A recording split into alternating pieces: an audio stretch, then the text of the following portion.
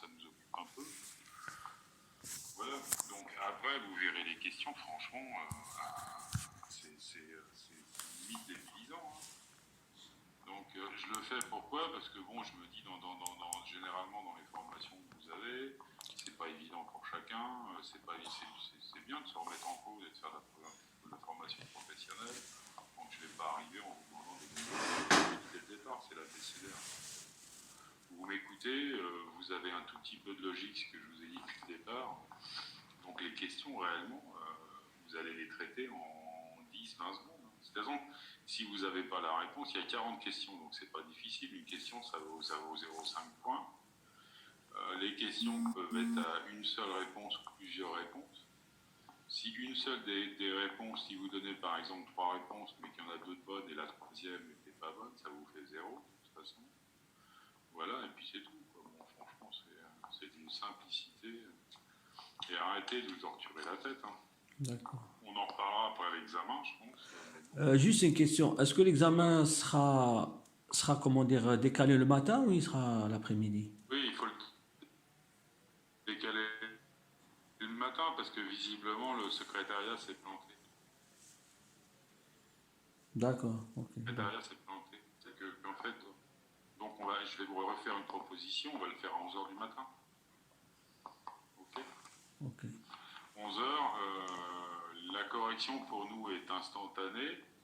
Donc je fais le point, soit je vous renvoie et je renverrai les notations à la fac dans la journée. Voilà. Ouais, Okay. voilà. Voilà. Bon, allez, on va y aller, surtout que j'ai cavalé, je pensais être à la bourre. Donc, première question, c'est pas très long. Bon, il y a un problème de son ou pas? Je sais pas, moi j'ai pas changé mon son, alors moi c'est mieux là? Oui, ça c'est mieux. Excusez-moi de vous le dire, mais je vous entends moyennement. Ok, bah écoutez, j'ai pas changé le casque. Pour moi, tout a l'air ok au niveau du son. Je vais essayer de parler plus distinctement peut-être. Nous sommes combien? Nous sommes 20, il en manque toujours. On fait ce qu'on peut, on n'est pas des deux. Il en manque toujours. On va essayer de revoir un peu le bouquin. Donc vous prenez tous le bouquin Moyens de protection et de détection. Hein. En plus, ça va vous familiariser, puisque bon, en fait, vous avez une demi-heure. Bon, si vous séchez, faites le QCM, c'est quoi? Soit vous le savez, soit vous le savez pas. Généralement, en plus, j'en parlais avec ma belle-fille qui fait du droit hier. Elle me dit, maintenant, il y a des QCM négatifs. Donc, si vous répondez mal, vous avez -1, -2. Et en fait, l'idée, c'est que vous savez répondre, vous répondez. Vous avez un doute, vous testez. S'il n'est pas négatif, après, vous passez à autre chose. Et le temps qui vous restera, mais moi, je pense qu'il vous restera vachement de temps, vous pouvez reprendre le bouquin, regarder si c'est indiqué quelque part, on va pas vous réfléchir au cours. Ok? Donc, ce qu'on commence ce matin, c'était ce qui était vraiment très important, c'est de comprendre l'adéquation T1, T2, T3. Vous pouvez me la répéter, les bons? Oui, T1 doit être. Je crois que T1 doit être supérieur à T2 plus T3. Si je... Voilà. Et c'est quoi T1 exactement? T1, c'est le temps de résistance de la protection. T2, c'est le temps de détection. Et T3, le temps d'intervention. Voilà. Ok. Donc tout tourne autour de ça. Ne l'oubliez pas. Donc dans votre tête, hein, je veux dire, on l'a vu ensemble, c'est un schéma idyllique. En fait, on voit bien que le taux de résistance d'une porte, d'un mur est largement inférieur au taux possible d'intervention. Mais l'essentiel, c'est quand on protège quelque chose, c'est d'aller vers là. Donc rappelez-vous ça. Je crois que vous avez bien compris la différence entre la périphérie, périmétrie, volumétrie et détection ponctuelle, on est bien d'accord? Donc, regardez les types de matériaux qu'on peut trouver, par exemple, en périphérie ou en périmétrie. Qu'est-ce que les ouvrants en périmétrie ou les parois de faible résistance, qu'on appelle des PFR, en périmétrie? Périmétrie. Ce sont les portes et les fenêtres. Fenêtre. Absolument. Ouais, les portes. qu'est-ce qu'on a vu sur les fenêtres? Bon, les fenêtres, il y a le verre de là, je croyais le verre trempé, mettre des fils plastiques. Comment ça s'appelle un verre qui est résistant? Ça, vous le verrez tout le temps, parce que si un jour vous lisez une étude de sécurité publique, il vous parle que de ça. Il y a le verre de... Comment on appelle ça? Regardez les verres, c'est dans le cours. Ouais. Peut-être 4 dimanches. Il y a 6. Voilà, comprenez bien ça. C'est qu'en fait, appelez-moi ça, ça s'appelle un verre anti-effraction. Antifraction. Ouais. Ok, quand on vous parle de verre anti-effraction, c'est des obligations. Il y a des magasins, je sais pas, chez vous, il y en avait un qui ses parents avaient une bijouterie. Il me semble que c'est dans votre cours, j'avais une question là-dessus. Donc en fait, les bijoutiers, ils ont une obligation de telle typologie de verre. Donc eux, c'est des 6664. Ça veut dire quoi, 6664? Ça veut dire qu'on a le nombre de 3 et d'épaisseur 6 mm. C'est-à-dire on a 3 parois, le nombre de... et d'épaisseur 6. Ouais, d'épaisseur. Non, on a trois. En fait, on a 3 systèmes. On a 3 plaques de verre. Oui. D'épaisseur 6 mm. C'est Et mieux. après, le 4, c'est quoi? De feuilles. Le Ouais, 4, c'est c'est les butyrales de vinyle, c'est les feuilles qui les collent. ouais, l'effet cumulé. 2 par face, une face intérieure, une face extérieure. Donc, ce qui fait. Donc, quand on vous dit, voilà, qu'est-ce qu'un 6664, dans votre tête, c'est fait. Qu'est-ce qu'un 442 voilà. Alors, ce que je vous expliquais, c'est des bêtises qu'il ne faut pas faire.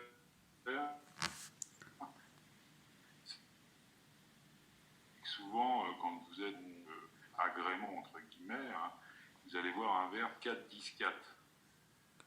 Vous allez vous dire, tiens, c'est pas mal ça. Et c'est quoi un 4-10-4 d'après vous? Un verre 4, 10, 4. Vous connaissez tous. 4, 10, 4. Je vous le dis parce que c'est une erreur qu'on avait fait un jour pour un PC de sécurité. Le constructeur nous avait mis ses références et puis on est passé dessus. Quand ils ont livré, on leur a dit, mais attendez, vous avez un problème. En fait, ils avaient mis, c'est les fenêtres normales, hein, c'est une épaisseur de 4 mm de verre. À l'intérieur, le 10, c'est l'air, et 4 de l'autre côté. On appelle notre fenêtre à ce qu'on a chez nous. Quoi. Comment ça s'appelle ces fenêtres-là? Ce verre. Un verre comment? Brille. Le double vitrage. Voilà, oui, c'est absolument donc- c'est un double vitrage. D'accord. Mais vous comprenez, les spécifications qui peuvent vous être données, à un moment donné, vous allez voir 4, 10, 4. Ne faites bien attention, parce que, en fait, ce qu'ils nous donnait, c'était l'épaisseur simplement d'air au milieu, c'était ni plus ni moins d'un double vitrage. Donc, ce qu'on a communément sur toutes nos fenêtres quand on fait un appartement ou une maison.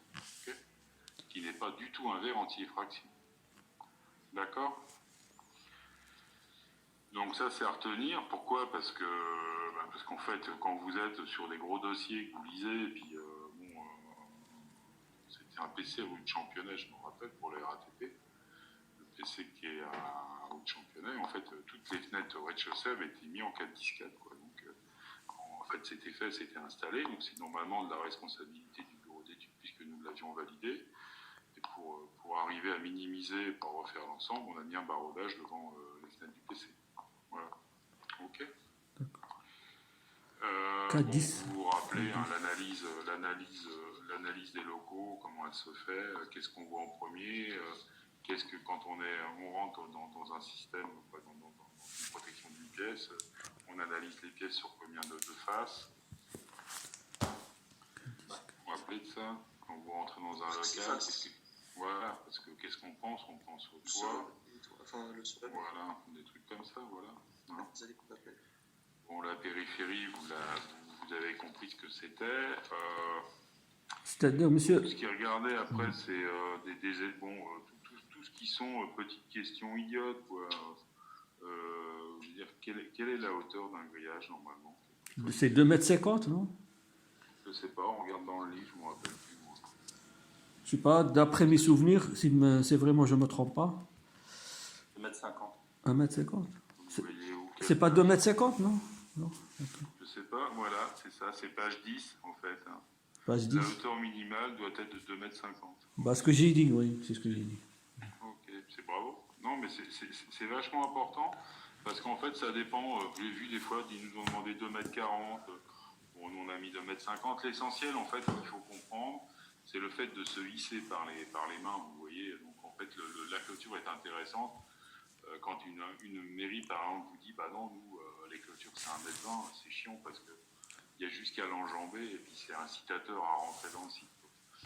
Quand vous avez une clôture qui est quand même à 2,40 m, 2,50 m, donc là en l'occurrence c'est 2,50 m, il faut se hisser, donc il y a un autre effort, et c'est vrai que la pénétration sur le site, on peut dissuader déjà pas mal de baluchonneurs. Okay. Donc ça on les a vus, je repasse en même temps vos questions, vous voyez, donc je vous demande, voilà. Ça vous connaissez. Après, quand on a vu les caméras, bah, relisez quelles sont les différences entre une caméra tourelle, une caméra fixe, qu'est-ce qu'une caméra... Ça, c'est le b.a.-ba de comprendre. En plus, vous travaillez tous avec ce genre de produit, donc vous savez ce que c'est. Okay. Après, on peut se poser les questions sur les notions d'éclairage, les notions de détection. En notion d'éclairage, on a vu quoi? Dans le bouquin, vous avez quelque chose là-dessus, il me semble, vers la fin. Parce qu'aujourd'hui, c'est une question stratégique, l'éclairage. Vous avez vu, beaucoup de villes, à un moment donné, sont en train de lancer le fait en disant, bah, nous, on veut, à une certaine heure, avoir tout notre quartier en noir. Parce que, bon, voilà, on estime que c'est sécurisant, et puis c'est pour éviter la pollution visuelle, quoi. Donc, qu'est-ce qu'on peut dire par rapport à ça? À quoi sert l'éclairage pour nous en premier là? C'est dissuasif pour les malfaiteurs, voilà. Et puis c'est rassurant pour les personnels. Absolument. Et ça peut nous permettre aussi quoi comme analyse a posteriori? Une levée de doute de la vidéo. Voilà, ok. Donc après, on a un peu partagé dans ces mondes-là en se disant, bon voilà, alors comment on peut faire? Alors si par exemple vous êtes frappé d'une obligation de la ville en vous disant, bah nous, on ne veut aucune entreprise, au moins du moins on ne veut pas de terrain d'entreprise allumé après 22 heures, comment on peut pourvoir un genre de choses?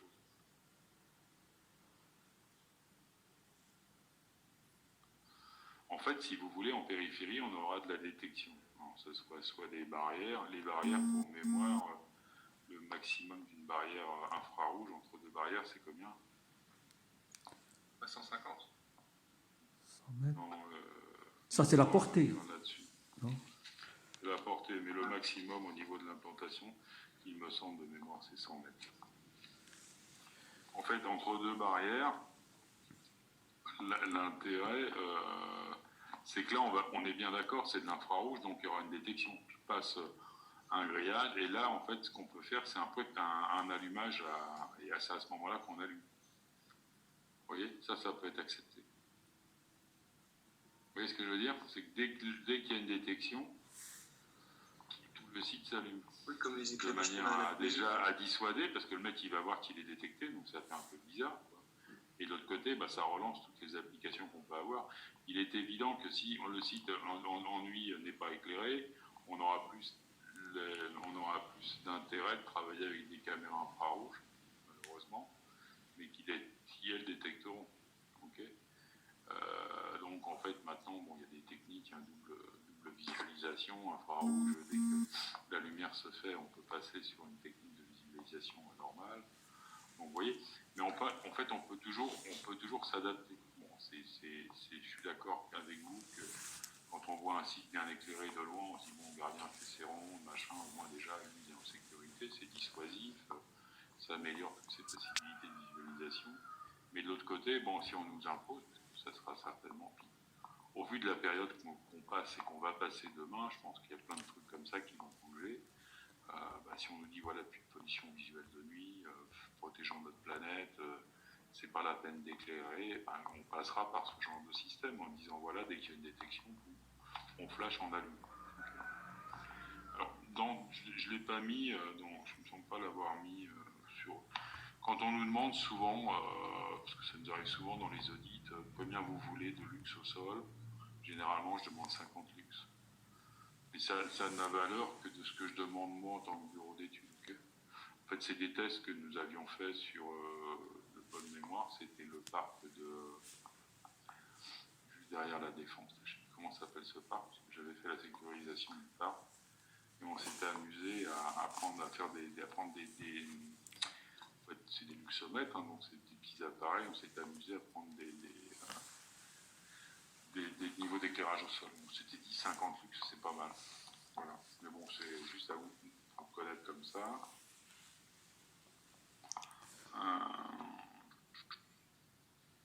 Bon, voilà.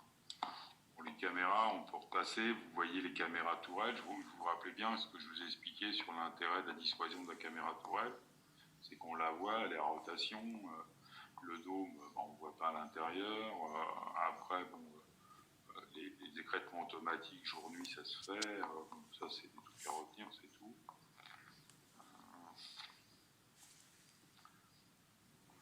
Voilà. Ce qui est intéressant, c'est qu'on a vu les portes. Je revois. Vous vous rappelez qu'il y a des classements sur les portes, je vous les avais dit. Alors, on va sur périmétrie.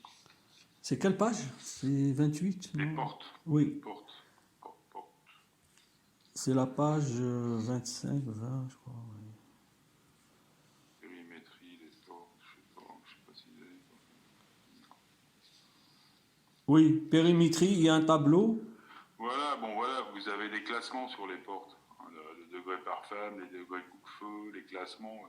On retenait ce qui nous intéresse, nous. Quoi. C'est le classement FAST, c'est ça? Ouais, c'est ça, voilà. Et il n'y a qu'un classement qui nous intéresse, nous, c'est la performance à l'effraction. Ok.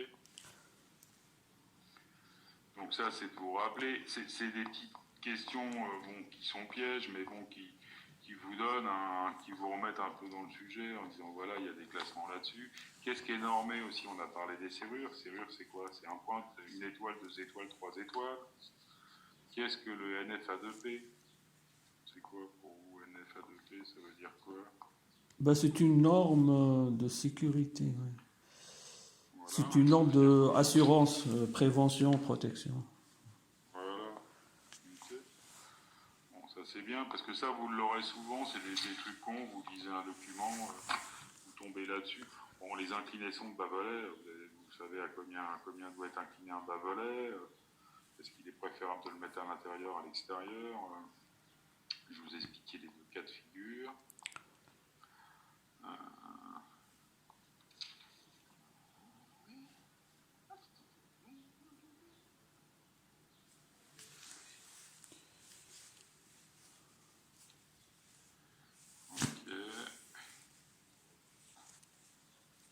Donc regardez bien votre classement FAST, prenez ce que vous avez à apprendre.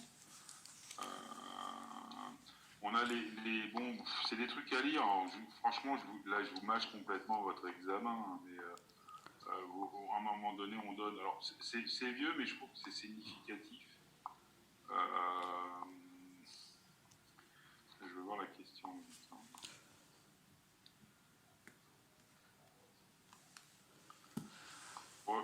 Comprenez bien, par exemple, quand on va protéger des bâtiments en périmétrie, on avait trouvé, alors des docs, ils sont pas jeunes, mais je suis pas sûr, mais je pense qu'ils sont toujours d'actualité. C'est de savoir à un moment donné, dans les ouvertures périmétriques, les points de pénétration. Vous voyez, dans l'habitation, 88% des forfaits se passent par les portes. Okay. Commerce 64, industrie 77, pourquoi on a fait un peu. En fait, l'intérêt, c'est de comprendre à un moment donné ce qu'on doit protéger, quoi, par où passe. Donc on voit bien que dans l'habitation, c'est pas spécialement par ruse, on passe énormément par les portes, quoi, et l'industrie. Après, plus ça va, plus ça diminue, quoi. Donc, mais par contre, dans l'industrie ou dans le commerce, les fenêtres, c'est 28%. Donc, on voit bien qu'à un moment donné, l'accessibilité n'est pas la même que sur l'habitat social. Okay. C'est comprendre un tout petit peu les différences. Après, ça fait une question con, comme ça, vous êtes obligé de répondre. Donc, relisez ça. L'intérêt dans le contrôle d'accès, Vous vous rappelez, quand on a parlé du contrôle d'accès, vous avez bien compris que le contrôle d'accès, il peut être soit autonome, ok, soit à un moment donné centralisé, et soit voire, quand j'entends centralisé, c'est qu'à un moment donné, ça peut passer par une gestion sur place ou à l'extérieur. Okay. Donc l'intérêt, c'est de comprendre qu'est-ce qui constitue un contrôle d'accès. Ça, on l'a vu dans le cours, et vous l'avez normalement. Soit il y a un identifiant, un contrôleur, un lecteur. Donc ça, c'est ni plus ni moins le contrôle d'accès lambda. Et après, quand à un moment donné, le contrôle d'accès il est centralisé, on passe après par un système de PC, de gestion, d'automatisation des droits et tout ce qui s'ensuit. C'est un peu comprendre comment on vit le contrôle d'accès. Et autre question subsidiaire, est-ce qu'il y a quelque chose à faire quand on installe un contrôle d'accès? Et qui gère la déclaration ou l'autorisation? Je ne sais plus ce que c'est une déclaration ou une autorisation pour le contrôle d'accès? La CNIL. Exactement, donc c'est quoi? Quelle est la différence, je vous l'expliquais, entre la déclaration et l'autorisation? La déclaration se fait, je crois, au niveau de la préfecture, si je ne me trompe pas, non? Ben non, c'est faux. Ah, c'est faux. Zéro. D'accord.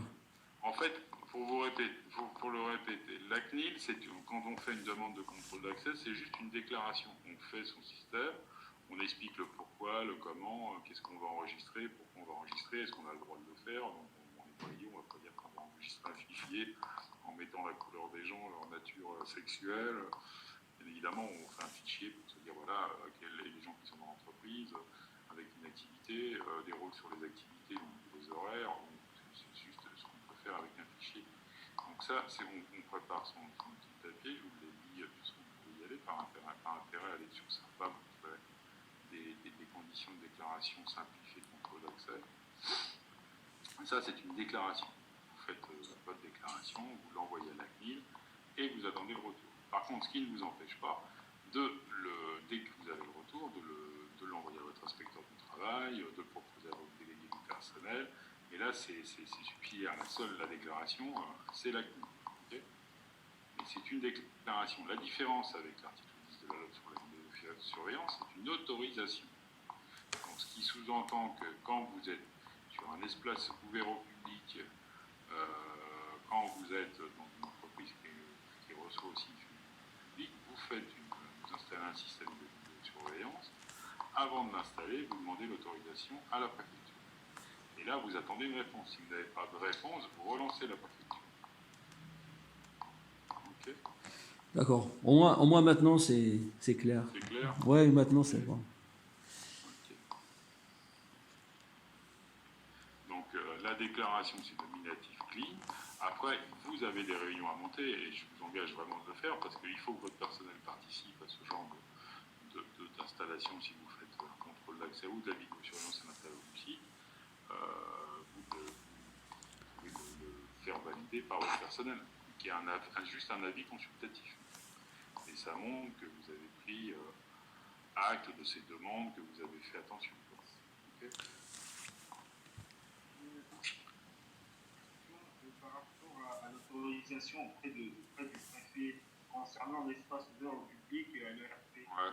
Alors c'est EOP qu'on dit, espace ouvert au public, parce que l'ERP, bon, ça peut nous faire... Parce qu'en fait, il y a plein de choses qui ne sont pas ERP, mais qui peuvent être ouvertes au public. Alexis. En fait, moi, j'aimerais savoir, est-ce que je peux commencer les travaux avant l'autorisation? Oui.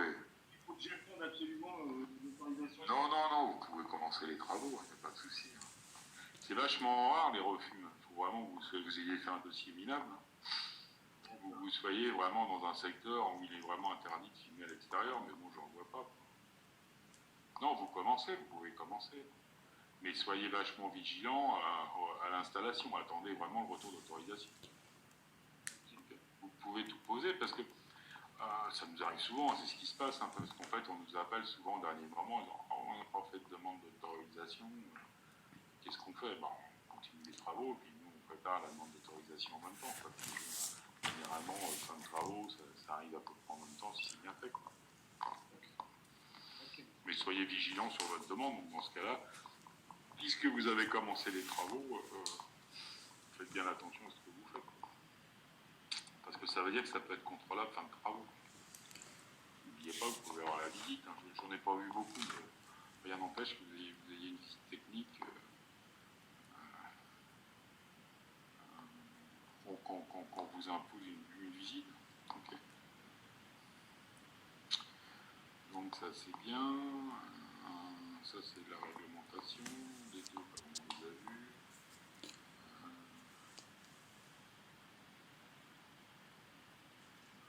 Vous vous rappelez, ouais, je vous ai bon ça c'est bien. Ça, je fais pareil que je vous l'ai dit. En fait, ok, les détecteurs, on a bien compris, donc oui, c'est ça, dans les détecteurs, on peut revoir sur les détecteurs, il y a des questions. Qu'est-ce qu'un bivolumétrique? C'est l'association de quoi comme technologie? Il n'y a pas infrarouge et classique. Ouais, c'est bien. Il y a quoi? C'est infrarouge et hyperfréquence, ok? Vous retenez 98%, 100% du marché, c'est ça, technologie. Donc, qu'est-ce qu'un bivolumétrique? C'est une association d'infrarouge et d'hyperfréquence. Je vous avais dit les avantages et les inconvénients. L'infrarouge, ça réagit à la chaleur, donc il suffit qu'il y ait une montée de chaleur d'un seul coup par un clim ou un truc comme ça, une clim réversible, ça pourrait être assujetti à lancer une détection. Et l'hyperfréquence traverse tout ce qui est de faible épaisseur. Donc il suffit que vous ayez une vitre face à un détecteur à une hyperfréquence. L'hyperfréquence peut traverser la vitre, alors que le but initial, c'est si quelqu'un passe derrière la vitre, il est sur voie publique, il a le droit de se balader, donc vous n'avez pas à le détecter. Okay. Donc l'association des deux fait que pour générer une alarme, il faut que simultanément on ait les deux détections. On se pose plus de questions, on met des billes volumétriques. Les barrières extérieures au niveau du site, les points infrarouges, hein, vous avez des questions, vous regardez, vous lisez. Qu'est-ce qu'au maximum la largeur entre deux barrières infrarouges?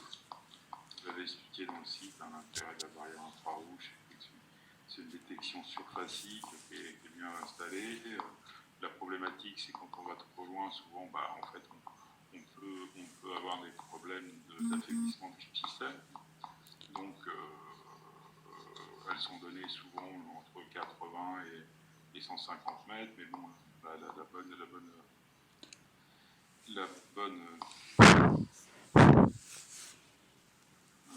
je relis en même temps.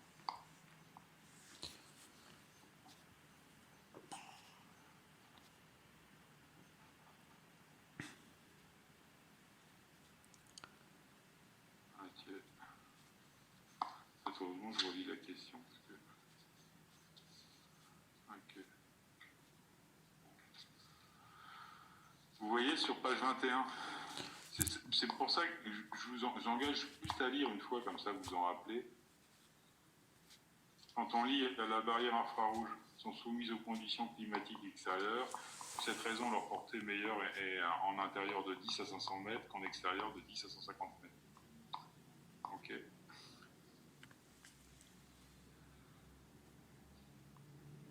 Il me semblait qu'on avait... Vous voyez, ma question, en fait, elle était fausse. Ok. En fait, pour vous, ça c'est pour votre savoir, mais je rechangerai la question, moi. Mais l'intérêt de la pause, en fait, en extérieur, c'est pas d'aller trop loin. Quand vous allez à 150 mètres, vous êtes au maximum du signal, si vous voulez. Et s'il y a du brouillard, s'il y a de la pluie, il y a un affaiblissement du signal. Vous comprenez ce que je veux dire? C'est un émetteur-récepteur, c'est un petit faisceau infrarouge qui va entre les deux. Donc on a tendance à se dire, quand nous on les installe, qu'on fait on fait sur plan bien évidemment, on en met en relais tous les 100 mètres. Okay. En extérieur. Ce qui nous évite des détections aléatoires. Et par contre, bon, mais je vais revoir la question parce qu'elle n'est pas claire. Mais si on vous posait une question, c'est vrai qu'elles sont vendues pour entre 10 et 150 mètres. Okay. Mais ça, c'est en intérieur et en extérieur. En extérieur. Ah oui. D'accord. En fait, l'intérêt, si vous voulez, c'est quand vous équipez un site en périphérie, je vous ai dit, bon, la détection, c'est pas donné. Donc, quels sont les meilleurs systèmes qu'on peut installer? Donc, vous expliquez le câble guard, la problématique, c'est qu'en fait, si vous êtes sur des lieux avec de la voirie publique, si on touche le grillage, si on astique le grillage sans pénétrer, ça génère des alarmes. L'intérêt, c'est plus on a d'alarmes, plus moins le mec il les regarde et moins il intervient en disant c'est comme d'habitude, c'est encore un mec qui a touché par l'extérieur. Donc, c'est se poser les bonnes questions. Et je trouvais que moi, personnellement, après, c'est ce qu'on installe nous, j'ai toujours trouvé que les barrières infrarouges étaient une bonne réponse à de la détection en périphérie. Pourquoi? Parce que les colonnes, normalement, doivent être supérieures à la hauteur du grillage. Donc, si vous avez un grillage à 2,40 m ou 2,50 m, je ne sais plus ce qu'on a imposé sur votre bouquin, 2,50 m, si vous avez un grillage qui est supérieur à 2,50 m, bien évidemment, à l'intérieur, c'est de mettre des barrières à 3 mètres. Puisque le mec, s'il franchit la barrière, soit il a franchi latéralement, c'est-à-dire qu'il a découpillé le grillage, là vous le détectez. S'il passe au-dessus du grillage, c'est l'effet bas-volet, vous le détectez avec vos faisceaux supérieurs. Et ce qui est bien avec ces barrières, c'est qu'en fait, on peut les écarter. Il faut les écarter du grillage, parce qu'en fait, il faut quand même un temps où on peut les coller contre le grillage si elles sont supérieures à la hauteur du grillage. Ce que je veux dire, c'est qu'à un moment donné, c'est du surfacible. Donc en fait, vous pouvez à l'intérieur passer à côté de la barrière. Tant que vous n'avez pas coupé le champ émetteur-récepteur infrarouge, vous n'êtes pas détecté. Donc la barrière a fait 10 sur 10, grosso modo, ou 15 sur 15. C'est vraiment, ça vous permet d'aménager toute la périphérie de votre site. Enfin, vous pouvez faire un parking, vous avez des barrières infrarouges qui peuvent être collées ou décollées du grillage, et vous bloquez bien évidemment les voitures pour éviter qu'elles coupent le champ. On a souvent ça sur les parkings, c'est que les mecs mettent des barrières infrarouges, mais ne font pas de système de blocage de voiture. Donc la voiture, elle vient, en fait, c'est elle qui coupe les faisceaux, donc ça ne peut jamais marcher de là. Vous comprenez, c'est clair ou pas? Pouvez-vous... C'est facile quand on fait un schéma. Mais donc, ce type les types de questions que vous pouvez avoir, qu'est-ce qu'il y a en détection extérieure? Rappelez-vous, il y a de l'infrarouge, il y a de l'hyperfréquence, il y a des gros lobes d'hyperfréquence, il peut y avoir du câble sur le détecteur, il peut y avoir du câble sur le grillage, il peut y avoir du câble enterré, soit à pression, soit à détection. Donc on est toujours dans la périphérie, il y a plein de choses à monter. En périmétrie, qu'est-ce qu'on peut trouver comme système de détection? C'est des contacteurs d'ouverture. On les met spécialement sur quoi, les contacteurs d'ouverture? Voilà, c'est ce qu'on appelle les ouvrants. Rappelez-vous, okay, c'est des termes, on fait ça sur les ouvrants. Voilà, et puis il y a contact d'ouverture et de choc. C'est quoi? C'est une petite masselotte qui fait que si quelqu'un vient essayer avant d'ouvrir la fenêtre, de la bricoler, normalement, si c'est bien réglé, ça détecte. Donc en fait, c'est toujours de la détection précoce, quoi. Il n'est pas rentré à l'intérieur de mon bâtiment, mais j'ai une détection précoce sur ma vitrerie ou ma porte. Ok. Là-dessus, on renvoie ça à une centrale d'alarme. L'effet de la centrale d'alarme, c'est que dedans, bon, elle est vous vous rappelez, on est passé là-dessus. Qu'est-ce qu'il y a sur une centrale d'alarme? On rentre dedans des informations qui sont des contacts. Qu'est-ce qu'on génère de la centrale d'alarme? Une sirène, on génère un appel, on génère des flashs. Elle est auto-alimentée pour 24 ou 48 heures. Il y a des batteries intérieures. Sur une sirène, il y a une batterie. On est dans le cas d'un passage de courant positif, puisque c'est toujours alimenté. Donc dès que vous coupez un fil ou vous essayez de démonter un détecteur, il y a une alarme qui se génère qu'on appelle autoprotection. Alors, même si c'est en journée, l'alarme n'est pas mise. Dès que vous mettrez le soir en route votre alarme, elle va se mettre à sonner, puisqu'en fait, soit un détecteur a été enlevé, soit une porte un détecteur d'ouverture de porte a été masqué. Ok, c'est clair? Retrouve. Flash.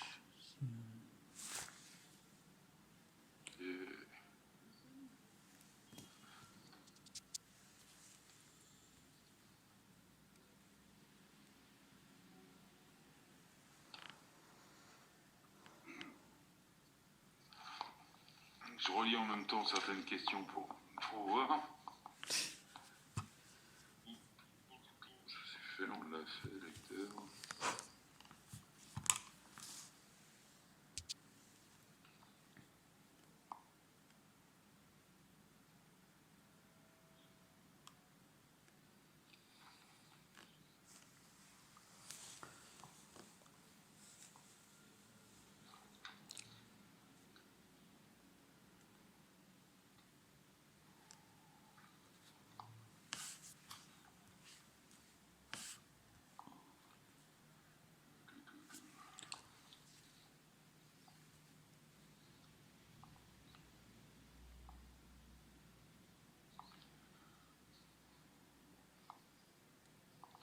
les coffres forts, on avait vu aussi les coffres forts.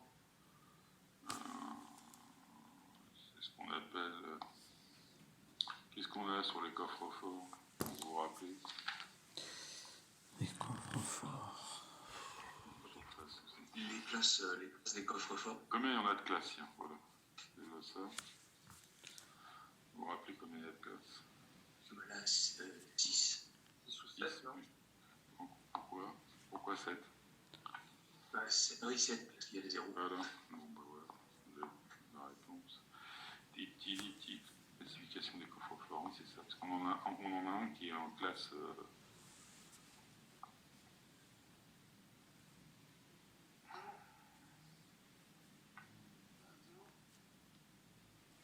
En plus, ça a changé, mais bon, l'essentiel, c'est de se dire, on a la norme européenne, depuis la même homologation, les exigences en 1, 2, 3, 4, 5, 6, 7. On a 7 classes au coffre fort. Et le E, c'est quoi? C'est pour la norme européenne ou... Ouais, ça va être la norme européenne. C'est le E partout? Ouais, je pense. D'accord. Mais en fait, ça a vachement évolué. J'ai vu dernièrement, je suis sur un doc, il faudrait que je les fasse. Mais l'essentiel, c'est pas vraiment se dire, ce que je vous apprends là, c'est de se dire, c'est sûr, mais ça vous donne simplement la dimension des coffres forts. Bah, effectivement, ça part de, je sais pas moi, de 500 ou 1000 euros à 10 000, 20 000, 100 000. Et qu'effectivement, si ça coûte cher, c'est qu'en fait, il faut remonter dans le haut de gamme et plus la classification sera haute, quoi. Okay, c'est la différence entre un petit coffre-fort hôtel et puis un coffre-fort déjà que vous mettez dans une entreprise de 500 kilos. Okay. Donc c'est sa classification. Et avant, bien évidemment, c'était les valeurs qu'on pouvait mettre dedans. Okay. Les PC de sécurité, regardez bien un peu aussi sur le PC de sécurité. Qu'est-ce qu'un enregistreur, un cycleur, qu'est-ce qu'il y a dans un PC de sécurité? On analyse quelque chose, qu'est-ce qu'il y a dedans.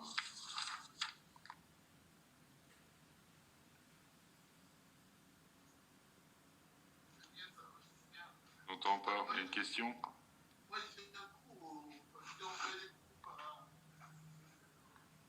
J'entends pas du tout, hein. Je crois qu'il parle tout seul. Hein.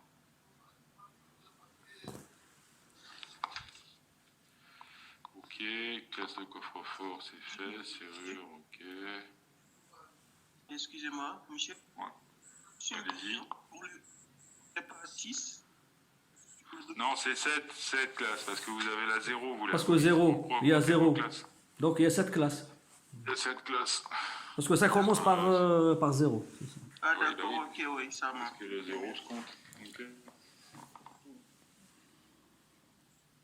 Bon, voilà, lisez-le tranquillement. C'est pas la peine de vous prendre le chou.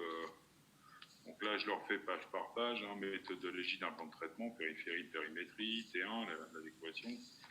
Après, derrière, les clôtures, qu'est-ce qu'on peut nous poser comme clôture? Qu'est-ce qu'un grillage un peu portant, un grillage rigide, ça faut le connaître. Hein. Les hauteurs minimales,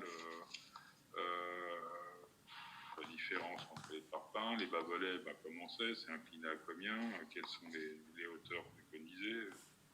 C'est bien.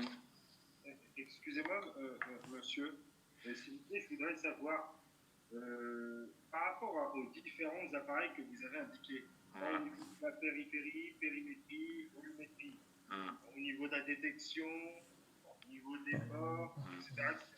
Je voudrais savoir, compte tenu du fait qu'il y ait beaucoup de détails à chaque appareil, qui est vachement intéressant, mais ce que j'aimerais savoir, le plus important à connaître, c'est les hauteurs, les longueurs, les largeurs, c'est ça? Sur tous les appareils, c'est de se dire en fait les conditions de sécurité. Bon, si on prend en protection mécanique, bon, les hauteurs, c'est parce que ça, vous serez toujours frappé dans le cadre vous travaillez pour une commune ou un site, on vous demandera de connaître minimum les hauteurs requises. Bon, ça c'est le minimum. Après, dans le cadre de la détection, bon, c'est de se dire, voilà, si un jour vous travaillez pour votre patron vous dit tiens, on m'a fait une proposition. Vous êtes l'homme sécurité, regardez, qu'on pense que c'est une barrière infrarouge, une hyperfréquence. Donc l'hyperfréquence, vous l'avez compris, c'est un lobe. L'infrarouge, bon, c'est de la détection surfacique. Bon, voilà. Après, les questions cons, c'est que dedans le bouquin, je vous ai donné des longueurs minimum, des largeurs minimum. Bon, quand vous faites un QCM, effectivement, vous tombez sur des questions comme ça que vous vous rappelez sur le moment. Après, l'intérêt, c'est de comprendre, en fait, ce qu'il y a comme système d'alarme, que ces systèmes d'alarme sont bien dévolus à soit de la périphérie, de la périmétrie, de la volumétrie, de la détection ponctuelle, c'est tout. Bon, après, l'intérêt d'un QCM, c'est que c'est des questions binaires, quoi. Bon, vous avez juste à lire, vous en rappelez, vous répondez, c'est oui, c'est non, bon, là, en fait, je vous mâche complètement le boulot, quoi. Mais dans votre vie de tous les jours, non, je vous l'ai dit, on n'est pas obligé de tout savoir. Simplement, c'est de comprendre que ça existe. Quand on va vous parler de parois de faible résistance sur un plan, bah, vous savez que c'est vos portes et vos fenêtres. Vos murs, quand on voit, alors on n'a pas été encore trop loin, j'aurais pu vous parler, par exemple, sur les entrepôts, d'un simple bardage, double bardage, quelle est la différence voilà, comment on protège un entrepôt, par exemple. Bah, effectivement, dans sa périphérie, l'intérêt, c'est de faire une assise au moins de 2 mètres, 2 mètres 50 de hauteur en parpaing-dur, et puis après, de monter soit un simple bardage, soit un double bardage. Vous les voyez, ces entrepôts, bah, c'est des boîtes de conserve. Hein. Okay. Donc, si vous mettez à l'intérieur des objets, bien souvent un stocker qui valent de l'argent, le mec, il s'étonne que le matin, il arrive, on lui a ouvert comme une boîte de conserve son entrepôt, effectivement, s'il a un scellement bas à 80 cm au-dessus, il a monté que du bardage, du bardage, c'est que c'est pas la peine qu'on nous protège comme un malade son établissement parce qu'il est déjà de faible résistance. Donc on va travailler soit sur de la détection en périphérie ou de la détection en périmétrie. Là, on pourrait mettre par exemple des colonnes de barrières infrarouges qui longent tout le bâtiment, aux 4 coins, vous voyez. Dès que le mec essaiera de passer la main pour attaquer le bâti, boum, il est détecté. Donc en fait, votre intérêt dans la vie, c'est de comprendre quels sont les matériaux que vous avez en face de vous, qu'est-ce que vous avez à proposer, puis qu'est-ce que vous pouvez présenter. C'est pour ça que, en fait, dans ma présentation et dans la présentation, moi qui l'ai inventé, c'est moi, ce qui m'intéresse à bien vous faire retenir et visualiser, c'est que il y a de la protection mécanique, qu'elle est adaptée aussi bien en périphérie qu'en périmétrie, mais c'est pas tout à fait la même. La détection, c'est pareil. Et que surtout dans le vocabulaire, je vous le dis au moins 10 fois, je ne vais pas dire à quelqu'un je vous ai protégé, je vous ai installé la détection. Je vous ai protégé, j'ai mis de la protection mécanique. La détection en aucun cas protège, elle nous permet de détecter. Et aujourd'hui, ce qui se passe dans beaucoup de sites où on va, le gars dit bah voilà, je me protège, j'ai mis des alarmes. Ben, monsieur, il aura peut-être été plus intelligent, regardez quelle est la nature de votre porte, quelle est la nature de votre fenêtre, est-ce que ça peut résister un peu à l'effraction, vous voyez. En fait, il faut se concentrer plus, il faut mettre le paquet au niveau de la protection mécanique, en général. Absolument. Donc, la première chose quand on fait un site, c'est déjà de se dire est-ce que les portes sont bien fermées, à quelle heure elles sont fermées, qui les ferme, quelle est la nature de mes portes, quelle est la résistance. Ça sert à rien, on l'a bien vu, parce qu'on revient sur l'adéquation, la T1 doit être supérieure à T2 plus T3. On a bien compris que le temps d'intervention, c'était notre gros souci. Donc si par exemple, vous livrez un site en vous disant, bon voilà, mais j'ai mis de la super détection à l'intérieur, dès que le mec il va être à l'intérieur, je vais le détecter, quel est l'intérêt? Parce que si le mec il se dit, bon grosso modo, je suis dans une zone industrielle, c'est à s'isoler, sauf coup de malchance, une bagnole de flic passe à ce moment-là, et encore il faut qu'il ait été prévenu. Donc ou une barrière, une bagnole de télésurveilleur ou de gardiennage, mais c'est de se dire, bon voilà, j'arrive sur un site, je sais qu'il n'y a pas de résistance mécanique, donc j'ai juste à mettre un grand coup de pied dans la porte, je l'explose, je suis à l'intérieur, j'ai 5 minutes pour aller me servir. En plus, si vous avez fait les repérages avant, vous savez les objets que vous voulez, donc ça va assez vite, sauf si effectivement vous voulez vider l'entrepôt. Mais ça, c'est pas du tout les mêmes scènes de criminologie. Vous voulez vider l'entrepôt, vous faites péter une alarme, vous attendez que s'il y a quelqu'un en télésurveillance doit intervenir, là c'est différent, vous le laissez intervenir, vous le chopez, et puis après, le temps qu'il fasse son rapport, vous avez le temps de vider l'entrepôt. Vous voyez, c'est pas les mêmes criminologies. Donc, monsieur, la protection mécanique sert, comment dire, à retarder, c'est-à-dire ça ne va pas l'empêcher de rentrer. On peut pas empêcher. Empêcher, ça sous-entendrait d'avoir... c'est une bonne question, parce qu'en fait, si je vous posais une question, à quoi sert la caméra, la protection mécanique? On ne peut pas empêcher. Empêcher, c'est la tolérance zéro, c'est de se dire, j'ai un site tellement résistant que personne ne pourrait rentrer, c'est pas vrai. Donc on peut simplement, effectivement, retarder... Et dissuader. Dissuader, bien évidemment, voilà. Et l'intérêt là-dessus, c'est que, on le voit bien dans le triangle de la criminologie que vous avez au départ du bouquin, vous voyez bien qu'à un moment donné, 80% des forfaits sur les entrepôts, sur les trucs qu'on pourrait protéger, c'est pas du crime organisé. Quand c'est du crime organisé, c'est totalement différent. Il y a des mecs qui vont venir soit armés, soit ils font une prise. Comme je vous expliquais, il y a des gens qui ont des entrepôts et qui ne se posent pas la question, mais dire, si vous avez un entrepôt, il y a des très très grosses valeurs à l'intérieur et que vous avez un PC de sécurité à l'intérieur, qu'est-ce que font les mecs maintenant? Ils prennent votre famille en otage, parce qu'ils ont prospecté, ils savent qu'il y a un gardien de nuit, par exemple, c'est M. Martin, donc ils savent que M. Martin il habite telle résidence, ils vont chez lui, ils vont sonner aussi, ils disent, ouais, M. Martin, regarde la photo, on a eu tes gosses, tu vas nous ouvrir, tu vas fermer ta bouche, quoi. Ok? Là, on passe dans un crime organisé. Alors après, est-ce qu'il vaut mieux avoir un gardiennage interne et externe? C'est les mêmes trucs, c'est que vous dire, voilà, vous allez titiller un site, vous attendez vous savez que de toute façon c'est sous télésurveillance, donc vous savez qu'un télésurveilleur va se déplacer pour analyser ce qui se passe. Alors, vous attendez que le mec arrive, pareil, idem, l'opération, ils ont bon, écoute, pour l'instant tu vas dire que tu vois rien, que tu es en intervention, et puis on va y aller. Donc vous voyez, donc il y a 10 000 façons de cambrioler, de faire un truc, un forfait, mais bon, les scènes de crime, plus ils vont monter, plus c'est difficile d'intervenir sur ce genre de sujet. Par contre, nous, notre intérêt, c'est de dissuader. C'est exactement deux voisins. Pourquoi on affiche les centrales, les sirènes à l'extérieur? C'est pour dire, voilà, ce pavillon, entre guillemets, est protégé. Il y a une sirène à l'extérieur. Effectivement, vous êtes dans la rue, vous êtes en train de chercher, je sais pas moi, n'importe quoi, des jeunes qui s'emmerdent ou un toxico, si il veut gagner un peu quelque chose, il va voir l'alarme, il va voir qu'à côté il n'y a pas d'alarme, il va aller plus facilement sur la maison où il n'y a pas d'alarme, non?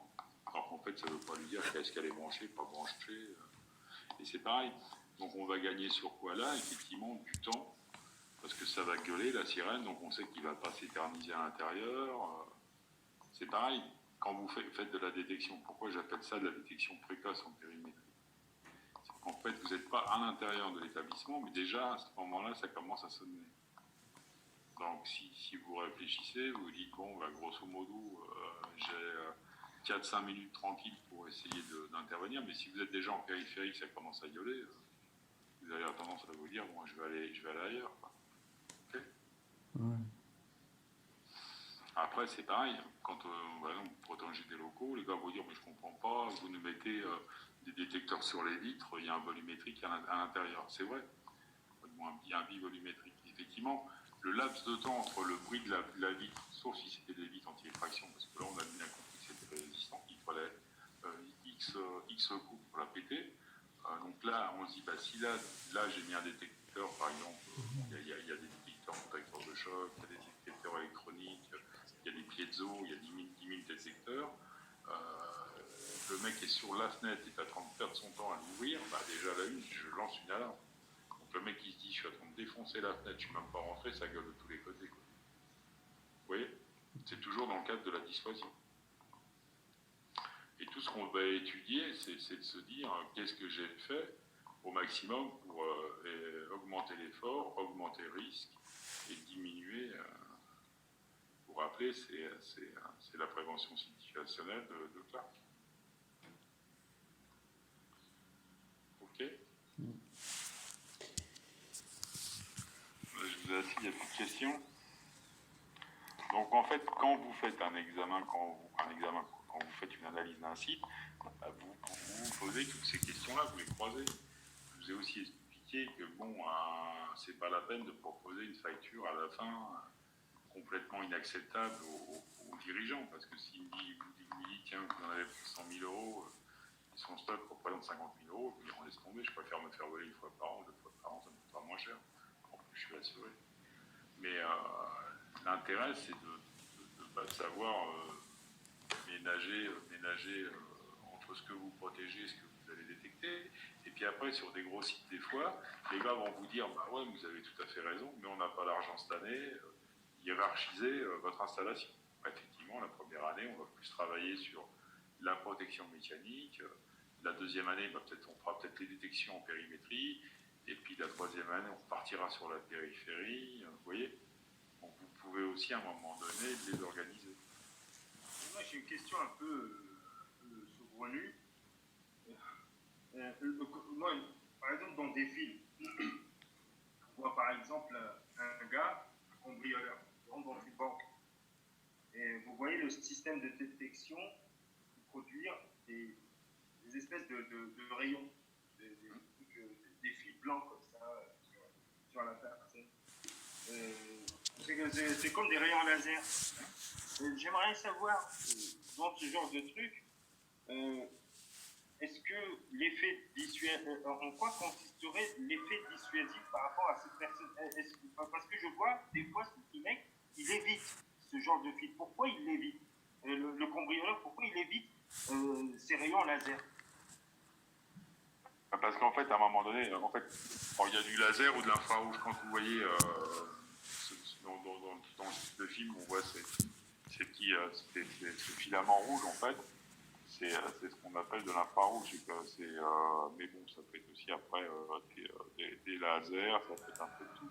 Mais ça veut dire déjà, dans les films, ce qu'on voit, c'est qu'il est toujours équipé pour voir l'infrarouge. Donc en fait, il y a effectivement des systèmes de lecture de l'infrarouge, il la voit. Bon, après, les contorsions, tout ce qui s'ensuit. Le bancaire, quand vous travaillez sur le bancaire, c'est pareil, c'est exactement le même truc. Vous allez commencer par on va dire une banque, on va la travailler dès le départ sur 6 faces, obligatoire. Donc quand elle est créée, quand on la construit, quand on vient la protéger, déjà on regarde la nature de son sol, généralement, la calque de béton, le maillage que vous allez faire, et dedans vous allez commencer à noyer ce qu'on appelle par exemple des sismiques, des thermiques. Je vous en ai parlé de ces détecteurs. Dans le béton, vous commencez déjà à noyer des détecteurs en disant le mec, de toute façon, dès qu'il va attaquer le béton, j'ai l'information. Après, tous les murs, effectivement, sont équipés de sismiques et de thermiques. Donc, après, il y en a qui font des doubles parois sur les banques. En fait, si vous voulez, vous faites un premier bloc de construction et un deuxième bloc à l'intérieur. Et puis après, suivant ce que vous avez, effectivement, vous allez mettre à l'intérieur des sites des systèmes laser. Bon, après, chacun s'amuse à mettre un peu ce qu'il veut, mais bon, quand vous allez vraiment dans le secteur bancaire, à l'intérieur, vous avez par exemple des détecteurs volumétriques, vous allez monter en niveau, vous avez des coffres qui sont faits directement sur place. Donc déjà, vous avez des parois extérieures qui sont hyper barodées, des détecteurs noyés dedans. À l'intérieur, vous pouvez effectivement mettre tout ce que vous voulez comme système. L'infrarouge, c'est pareil. Quand vous mettez un détecteur infrarouge dans une pièce normale, en fait, c'est des multifaisceaux. Donc, si vous aviez des lunettes spécifiques pour analyser votre infrarouge à l'intérieur de votre pièce, vous verriez des multifaisceaux qui se baladent sur votre sol, qui partent de votre sol jusqu'au plafond. Mais avant d'arriver, par exemple, à ce genre de truc, on le voit bien dans le cadre du film, c'est que le mec il dit voilà, je suis rentré dans l'alarme, j'ai pu inhiber ça, désactiver ce genre de choses, tout est possible. Rien n'est impossible. Mais bon, après, c'est toutes les natures de ce que vous pouvez mettre à l'intérieur. Donc là, on voit effectivement des multifaisceaux infrarouges, mais si vous mettez par exemple un hyperfréquence, c'est un gros lobe entier. Donc là, il y a plus de faisceaux, ça va prendre un lobe entier. Donc après, bon, c'est des trucs que vous additionnez, on n'est pas dans on n'est plus dans le film. Voilà. Okay. Donc après, bon, les détections à l'intérieur, c'est vous qui les panachez, vous voyez ce que vous installez. Si vous avez des banques, des fois, il n'y a pas grand-chose dedans. Moi, j'ai fait toute la Société Générale au Maroc. C'est pas plus protégé que des pavillons dans nos banlieues. Parce qu'en fait, ils n'ont pas du tout la même pression sur l'argent. Regardez, quand vous allez dans ces pays-là, au Maroc, moi j'étais en Algérie, il y a beaucoup de liquidités, puisque bon, les cartes bleues, c'est maintenant au Maroc, ça a changé. Mais par exemple, en Algérie, il y a plus de carte bleue. Donc tout ça en liquidité, donc il y a une pression sur l'argent qui est nettement moins, qui est vachement inférieure à des banques françaises. En fait, aujourd'hui, dans les banques en France, le maximum d'encaisse qu'ils ont dans leur poche, c'est 15 000 euros. Vous allez au Maroc, en Algérie, vous arrivez des fois dans des centres de tri, il y a des pistons partout sur les tables. Et par contre, bon, je sais plus, alors je vous parle quand j'ai fait la Société Générale il y a 4-5 ans, j'étais remonté sur tous les faits criminels, il y avait eu 19 braquages en l'espace de 20 ans de banque au Maroc. Et dans le dernier, le mec il est arrivé avec un sabre et est parti en mobilette. Donc vous voyez, c'était... Donc un sabre. Ouais. C'est par jour, donc c'est pénurie. Mais pourquoi? Parce que derrière, il y a un système de gestion. Un mec, il arrive avec, je sais pas, 20 millions de dirhams chez lui, il va acheter une voiture, tout le quartier va se demander comment il a acheté sa voiture. Quoi. Quand il est mort tout de suite, la police est chez lui le lendemain. Les systèmes de renseignement sont totalement différents. Et puis en plus, ce qui est aussi surtout vachement important, soit au Maroc, soit en Algérie, c'est qu'en fait, les idées ne sont pas... En fait, ils ne sont pas transformables. Vous ne pouvez pas... s'il y a 20 millions de dirhams, par exemple, au Maroc, et essayer de les changer en Espagne ou en France, ça ne change pas. On est bien d'accord. Voilà, donc... Bon, après, vous voyez, encore une nouvelle fois, vous tombez sur des cas, si le Maroc, ça a été vachement dur au départ, même moi, de leur expliquer qu'il fallait mettre une caméra sur le distributeur carte bleue, parce qu'ils ne le comprenaient pas. Et ils ne comprenaient pas que, bon, c'est un pays qui bougeait, qu'à un moment donné, distribuer des liquidités dans la rue sans mettre une caméra, ça pouvait devenir à un moment donné un système qui pouvait être complètement dévoyé. Et puis, il a fallu qu'ils s'aperçoivent quelques temps après que 2-3 personnes sont fait braquer devant les distributeurs, quoi, parce qu'en fait, il y avait un début de toxicomanie, il y avait une jeunesse qui bougeait, et que la période changeait, quoi. Donc, en fait, à chaque fois que vous protégez un truc, il y a aussi le contexte du pays, le contexte social. Et puis, je vous dis, moi, une banque, c'est pas plus qu'un pavillon. Et puis, par contre, en France, j'ai fait de la banque tunisienne à la République. Bon, là, c'est Fort Knox. Vous avez, en plus, il y a des obligations. Donc, avec ces normes NFA2P, assurance, protection, prévention. Donc, vous avez ces normes-là, vous avez les normes bancaires, donc vous avez beaucoup d'obligations, quoi, sur la télésurveillance, la télésécurité. Donc, après, c'est monté, du moins, par les obligations que vous avez. Mais bon, il y a certains pays, il n'y a aucune obligation. Actuellement, on est sur la Société Générale à Abidjan. C'est pareil, je suis assez étonné sur...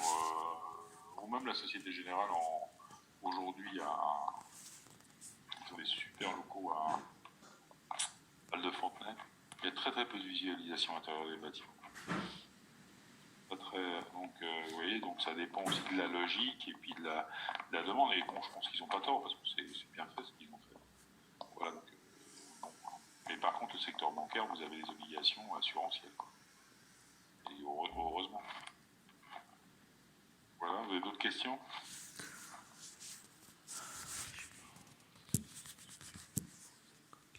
Est-ce que vous avez des questions? En fait, on a fait un peu le tour de tout ce que je pourrais vous poser comme question idiote et pas idiote.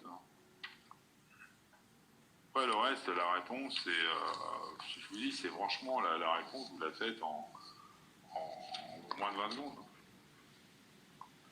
On a repassé à peu près tout ce que vous pouvez avoir en question. Concernant les révisions, je ne viens pas ce qui est écrit dans le livre de sécurité. Le reste... Excusez-moi, juste une seconde. Pas de souci. Excusez-moi. Ouais. Ouais, Paul, je peux te rappeler dans 10-15 minutes? Ouais. Parce que je suis en train de donner un cours. Qu'est-ce que je devais dire? C'est maintenu le rendez-vous tout à l'heure à Bercy? Ouais. Ok. Ok, bon, je te rappelle tout à l'heure. Ok, salut. Voilà. Vous me disiez? Oui, il faut lire. De toute façon, amusez-vous à le lire. Bon, je parle franchement, il est vieux, il Hermanier, je dis ça tous les ans, j'ai pas le temps de le faire. Mais dedans, bon, vous avez globalement 80% des questions que vous poserez. Est-ce qu'il faut le faire évoluer? Oui, je pense qu'à un moment donné, il faut le faire. Mais vous avez toutes les questions que vous pouvez poser en enquête de protection. Ça, on l'a vu, ça, on l'a vu. Je relis en même temps. Hein.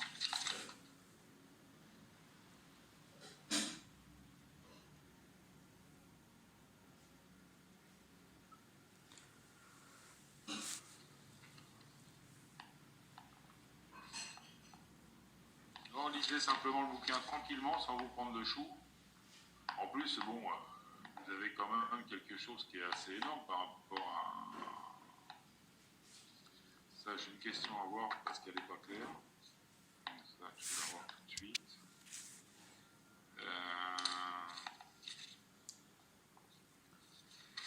Si vous avez le bouquin à côté de vous, et même là, dans le temps que vous êtes imparti, vous avez largement le temps, c'est une question, bon, vous ne savez pas trop la répondre, de vous référer à la fin. De toute façon, j'attends pas des notes en dessous de 12 ou 13 minutes. En gros, s'il y a un souci, on préfère au bouquin explicite. Oui, c'est tout, il y a un souci, il y a un truc qui est écrit sur le bouquin, basta, c'est tout, c'est fait. Voilà. Pour ça, je lui dis franchement, c'est cool, vous n'avez pas à vous inquiéter, hein. Et j'attends pas en dessous de 13-14, hein. Donc, ça veut dire que tout le monde, vous n'avez pas bossé. C'est bon, j'ai regardé tout le truc, on a tout vu ce matin, les types de questions que vous aurez, j'en ai laissé une ou deux pour... Allez-y. Concernant les QCM, si par exemple il y a 2-3 réponses qui seront. Ça va être. Il y aura 3 réponses valides ou pas sur la question? Bon, par exemple, sur une question, normalement, je pense que en plus Cyril vous a vachement marché le boulot. C'est que, en fait, je pense qu'on le fera comme ça. Il y a des questions, en fait, il a fait des. Ah non, on l'a enlevé. Parce qu'on avait fait des carrés et des ronds. En disant celle-là, il y a plusieurs réponses. Non, les 3/4, franchement, il y a 80% du QCM, c'est une seule question. Ok? Mais par contre, il y en a, bon, bah, j'attends un peu de retour de votre part. Donc voilà, je pose une question, vous pouvez avoir 2 ou 3 possibilités à l'intérieur. Okay. Par contre, si une seule des réponses est fausse, ou s'il y en a trop, c'est 0. Okay. Donc il faut bien répondre. Si par exemple sur ce qu'il y a... Ouais, tu m'entends ?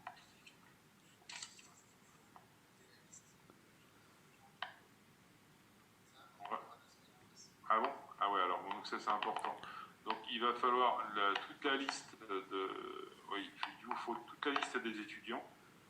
De vous, quoi. Donc là aujourd'hui on est 23, je ne sais pas combien il y en a normalement au 24. Hello. Oui, oui. Combien normalement? On est 24. On est 24. Est-ce que quelqu'un a l'adresse mail de tout le monde? Oui, les délégués, on peut vous l'envoyer. Voilà, vous m'envoyez l'adresse mail. Cyril, qu'est-ce qu'il te faut l'adresse mail? La liste. Non. D'accord, donc en fait, il faut votre nom, la liste des étudiants, donc votre nom à tous, ok. Et à chacun, donc il y en a un qui peut me faire ça, à chaque nom d'étudiant, l'adresse mail sur lequel il va répondre. J'ai déjà un mail que je peux vous transférer avec le nom, prénom et l'adresse mail. D'accord, donc tout, il faut que, en fait, et nous on va vous envoyer ça. Alors, comment ça se passe, Cyril? Je peux te... Parce qu'il est en conférence aussi à côté. Ouais. D'accord. D'accord. D'accord. Tu les lire, c'est quoi? J'adore ça, moi, j'adore ça. Ouais, non, c'est ça. Vous avez 30 minutes pour répondre, et donc en fait, on attendra vos retours au bout des 30 minutes. Donc en fait, on va avoir une liste, vous m'envoyez une liste, donc des 24 étudiants avec les mails de chacun. Donc ça sera une chat comme ça, et on vous envoie à tous le questionnaire. Et vous avez votre demi-heure pour répondre, et nous, dès que vous avez fini, en fait, ils renvoient leur mail, c'est tout. Le mail est redirigé sur ici. Hein, Cyril? Cyril? Excuse-moi. Nous, on va envoyer notre mail pour qu'ils nous renvoient, ou c'est automatique?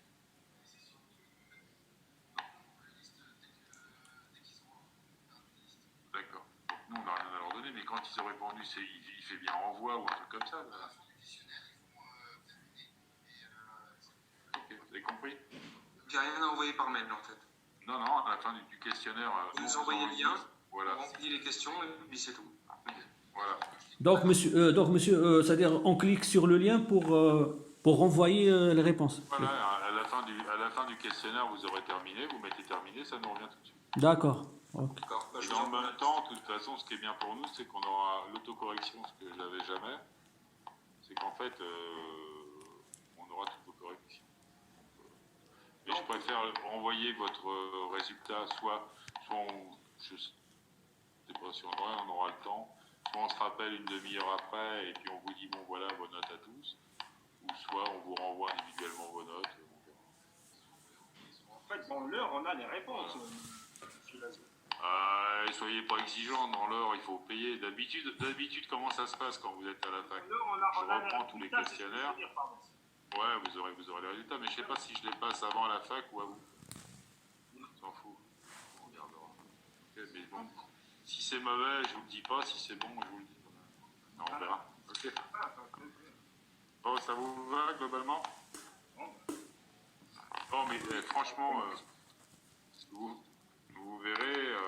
J'espère que vous aurez au moins le retour de me dire que j'avais totalement raison. Ok. Voilà. Donc, voilà. Bon, bah écoutez, je vous souhaite à tous une bonne fin de journée. Merci. Merci. Et puis, donc, qu'est-ce que vous pensez?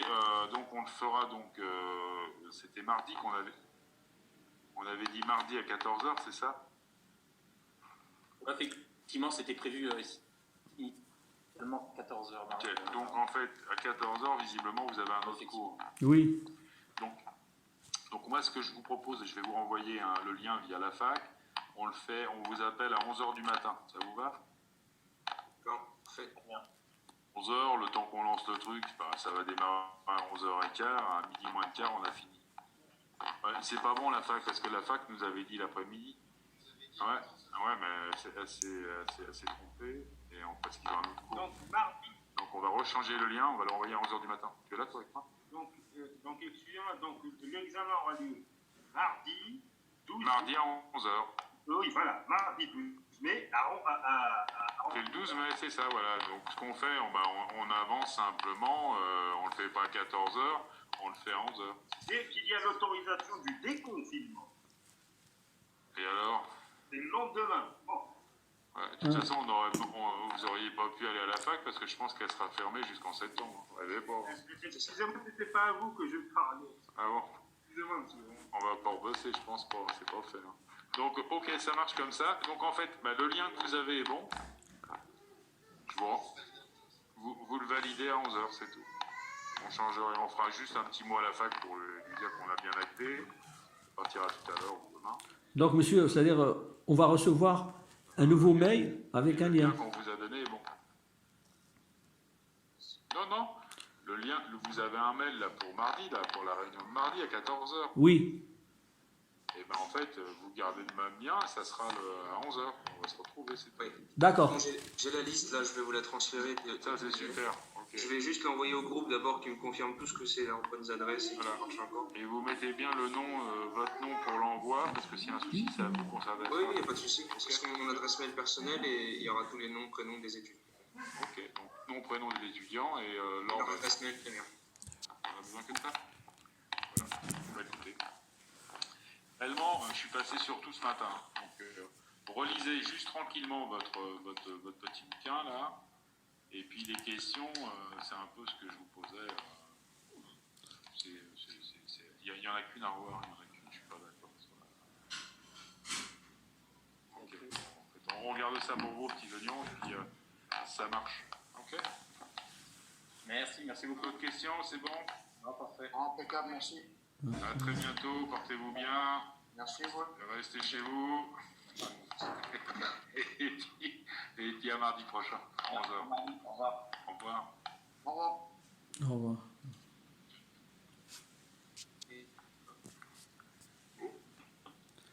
Vous confirmez sur le groupe de WhatsApp que c'est bien votre adresse mail?